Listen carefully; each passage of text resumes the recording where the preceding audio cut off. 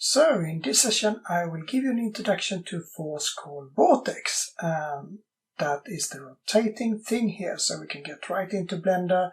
So I will minimize this, and then you should have force underscore vortex, and then you have my file here.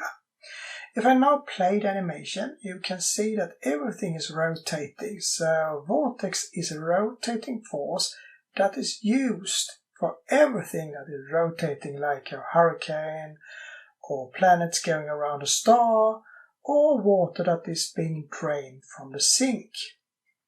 So in all those rotating patterns, then vortex will be the force to use. Now let's have a closer look. Start by selecting the emitter in the tree. Now that is done, and then it's time for some changes. So set number to 2000. Set frame, start and end to 0. Also change seed to get all refreshed. Then we take away gravity completely, so go to field weight and set the gravity to 0. And that means that the only force active right now is vortex. Now select the vortex, force in the viewport or in the tree where it's called field, and then go to physics property.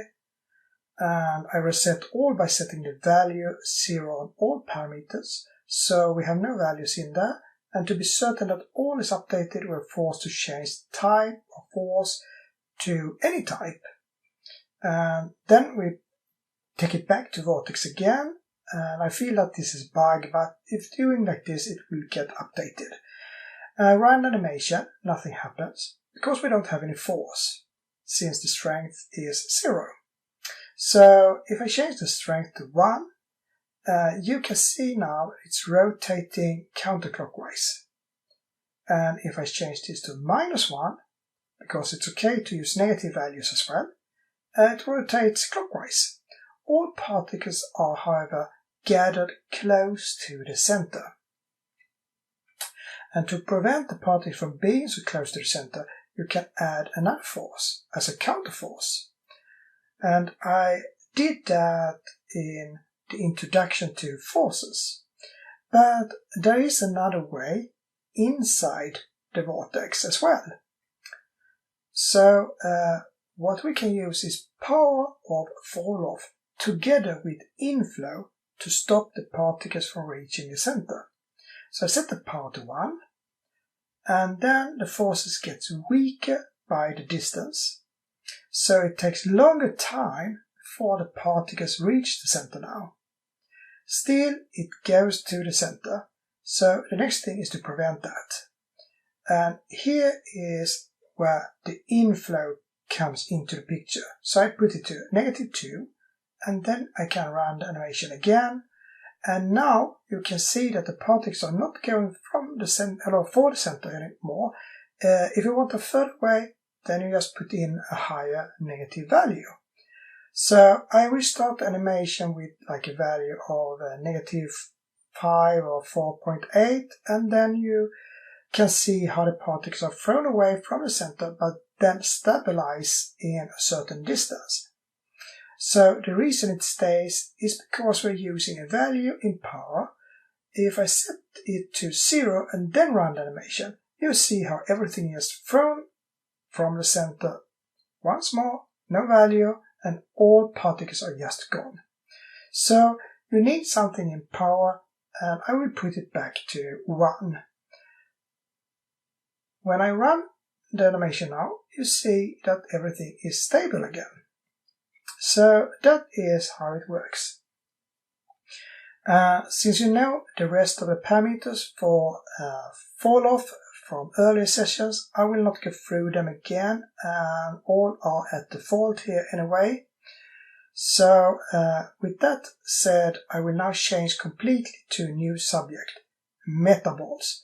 The clip in the beginning was like some liquid, and everything was like one big blob. and this is Metaballs. So in our scene I have a metaball. It looks like a new sphere, but at a closer look you see that it isn't. How it works is that if several metaballs are close to each other, they will partially merge together. And it's actually like droplet that is merging to be one. So if I have a lot of particles, then they will all merge together and become a big blob. We can try it out, but I need to warn you a bit because metaballs are heavy for the computer. So it can crash Blender. So I think that you should always be careful when working with this. And let's check the properties for Metaballs. Select it and then go to Object Data Properties.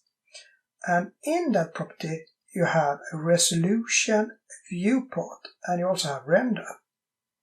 A low number will give high resolution and a high number will then give low resolution. And here's the warning, if the number is too small, Blender will crash. Exact number to make it crash varies depending on system and scene, so all I say is save often and be careful. Okay? Now, let's change the particles into metaballs.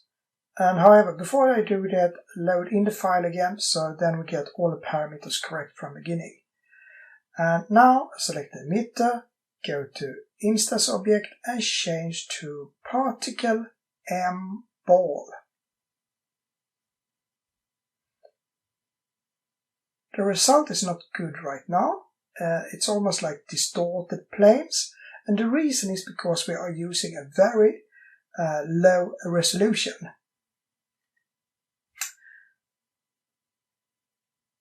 So when I run animation you can see how it merges, but it's not that smooth and it's really hard to see what's happening. The same bad result we get in the viewport. However, if I render now by pressing F12, then it gives the render resolution for the metaballs. And since that is different, you get a much better result. So that is how you work with them. Low resolution in the viewport and a high in the render. And here is how I put it. I select the metaball and I go to Object Data Properties, and you can see in viewport 0.46 and render only 0.03. So there's a big difference between them. If I now change the render to 0.04, then you get a much better quality in the viewport, but it also takes a lot of resources. And your system doesn't like it, so I don't recommend this approach. Please keep resolution viewport to a rather high number and everything will go a lot faster when you're working. So when you think you have it correct, then just do a quick test render, pressing F12, then wait a few seconds and then get the result if using Eevee, instead of running in a very high resolution.